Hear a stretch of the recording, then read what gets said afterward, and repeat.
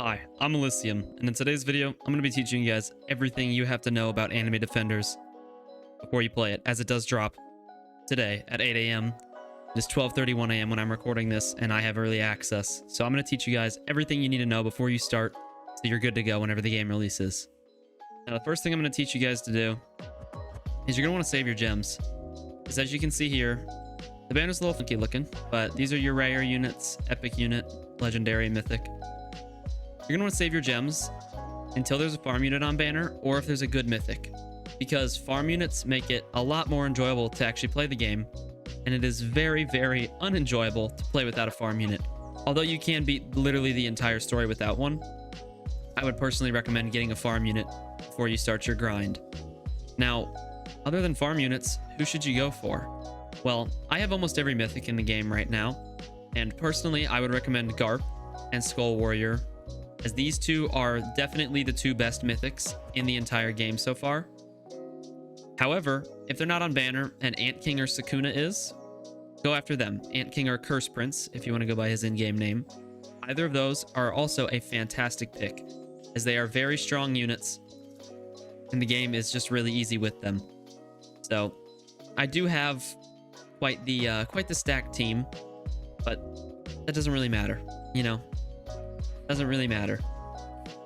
Our team is very, very good, but you don't need a crazy good team. You can clear the whole story with a good legendary. Maybe you might need a mythic, but it's not too bad overall. So I would personally recommend doing that, as just getting yourself a decent legendary should get you through the first two stages, which will help you get a lot of your quests done. Now, what are your quests? They're going to be random daily quests that you're going to have to do, and then you'll get a guaranteed 10 pull whenever you finish them, as well as weekly quests, but you will get 2,000 gems whenever you finish the last one. I got unlucky and I happened to have the weekly login quest, which does suck because you have to log in 6 times, which basically means you don't get it till the end of the week. However, sometimes you can get lucky and you can get other quests that will give you 2,000 gems much easier. You also have infinite quests. You can do all of these, 15 waves on each, super duper easy, free 100 gems. And you have VIP quests. These come if you buy the VIP Game Pass, which costs 400 Robux, I believe, maybe 300. Don't exactly remember. But whenever you do these, they're pretty simple. They reset every day as well, and it's free gems.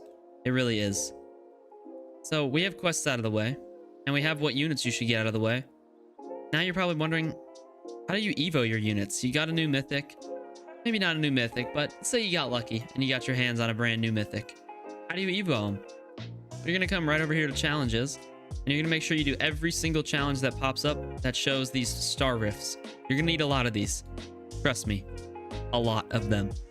You're also going to want to see if any of these other challenges are dropping guaranteed rainbow fruits, as acquiring rainbow fruits is actually a pain. It is awful.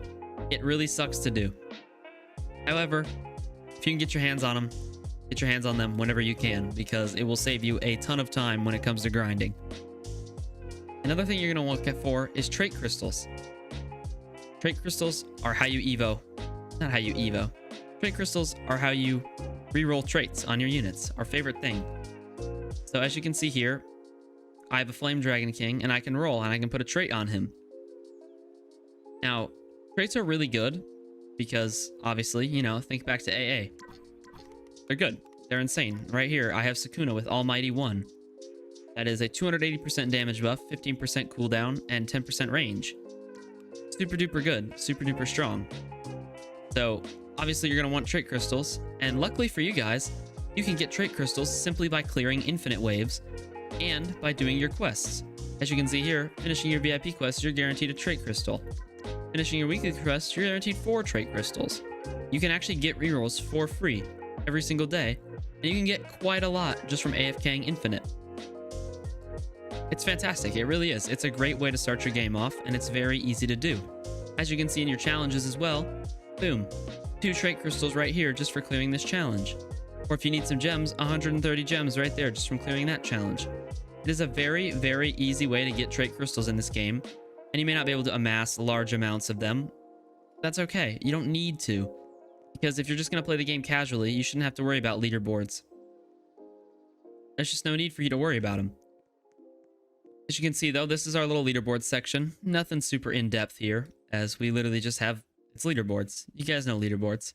Not much to explain. But don't worry, I'll be on the top of them soon enough. We also have guilds. Now, whenever you pop up the guild screen, there's going to be a thing that says make a guild, join a guild, and another section. I don't remember what it says. But guilds, you can have up to 15 members. It starts at 10, I believe, or 5, and you have to buy more slots by depositing gold into your bank.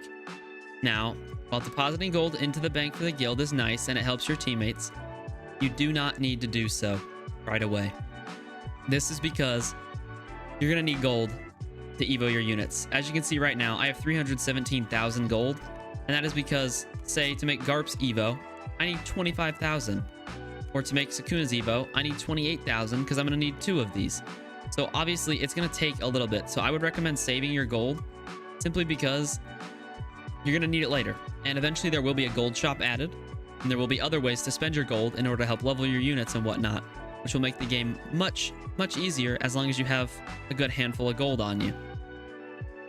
Now, going from there, we've kind of covered this whole main lobby. You guys know what everything does here. The AFK zone is self-explanatory. But what do your items do?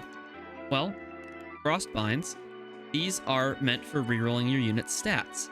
So rank rerolls is formed via these risky dice, which you can get from challenges and quests, and you can lock stats in place using Frostbinds. As you can see here, we can go ahead and roll on our Skull Warrior. I'm going to go ahead and I'm not going to lock any stats in place because all these stats are okay. There we go. I got a B+. So if I want to lock that in place, it will use a Frostbind. And by locking that in place with a Frostbind, it doesn't get rolled whenever I roll the stats later. Now, Frostbinds are going to be worth a lot. So if you want to farm them, you could honestly trade them for a lot more as the game progresses, simply because they're kind of hard to get. So if you have Frostbinds, make sure you don't waste them. Make sure they go to good use, such as rolling your units whenever they're at max worthiness. The worthiness system works the same as in Anime Adventures.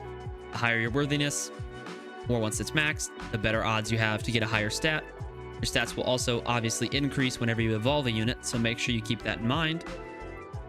Because the better stats you get before you evo, the better stats you'll actually have whenever you're done evoing, which is amazing.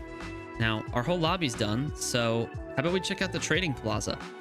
Now, a nice part about this game is that trading is not done in the main lobby, it's a whole separate plaza, which means you don't have to deal with all those stupid trade requests popping up whenever you're just sitting there. So in the trading plaza, we have a summoning area. You can do literally everything in the lobby, except for start a game, as well as trade. So in the trading plaza, you can trade with players after being in here for 60 seconds. The timer is due to the fact that they don't want people to be able to dupe units, or duplicate units, which basically makes units that were not actually earned have multiple copies of themselves, which you do not want to happen because it can ruin the game's economy. Now, you can trade normally for things such as gems, and you remember you can only trade shiny units. You can only trade shiny and secret units. The 2 secret units in the game right now being Sungjin Woo and Hikari. However, you can also trade any items such as trait crystals, star rifts, crossbinds, risky dice, food, anything you can actually trade, which is very, very nice. Remember though that whenever you do trade for units, if you are below level 25, you will not be able to equip any shiny mythicals or any secrets. So you have to keep that in mind, because if you really want something, make sure you're high enough level to already equip it. There's one other aspect of the trading that I did not go over, and that is booths. If you've ever played Pet Sim 99, these may seem familiar. You can claim a booth and go ahead and add items to your booth. Here you can sell your shiny units for gems. So I can sell this shiny unit for, say, 20,000 gems because it's a shiny and it's rare. So right there, I can actually sell this shiny unit for 20,000 gems, and somebody could come through and buy it. It is really neat. It's a great way to kind of make gems more valuable, as well as just have a cool way to spice up trading a bit. Overall, I'm really happy with the game so far, and I hope that this guide showed you exactly what to do whenever you start your journey in Anime Defenders. Thank you so much for watching. I hope you enjoyed, and I will see you all in the next video. See ya!